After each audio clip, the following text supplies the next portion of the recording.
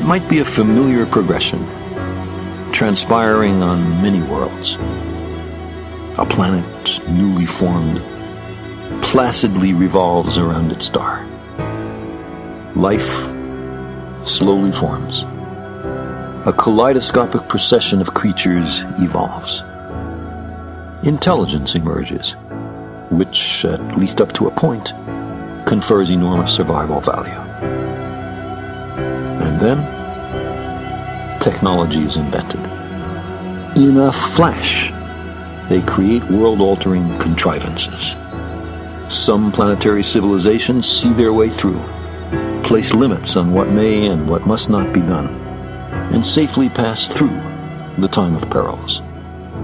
Others, not so lucky or so prudent, perish. This is one reason that in the long astronomical perspective, there is something truly epical about now.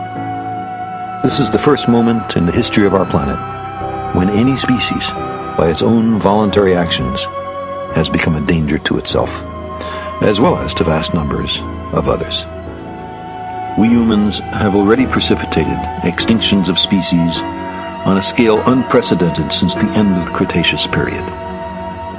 But only in the last decade has the magnitude of these extinctions become clear, and the possibility raised that in our ignorance of the interrelations of life on Earth, we may be endangering our own future.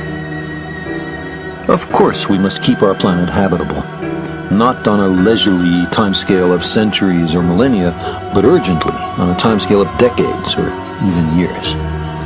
This will involve changes in government, in industry, in ethics, in economics, and in religion. We've never done such a thing before, certainly not on a global scale. It may well be too difficult for us. Dangerous technologies may be too widespread. Corruption may be too pervasive. There may be too many quarreling ethnic groups, nation-states, and ideologies for the right kind of global change to be instituted.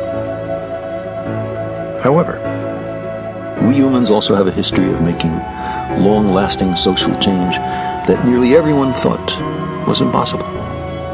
We have often, despite our diversity, despite endemic hatreds, pulled together to face a common enemy. Our leverage on the future is high just now. We seem these days much more willing to recognize the perils before us than we were even a decade ago.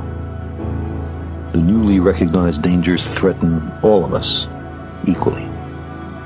No one can say how it will turn out down here.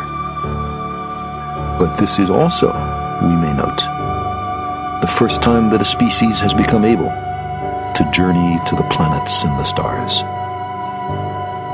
Sailors on a becalmed sea, we sense the stirring of a breeze.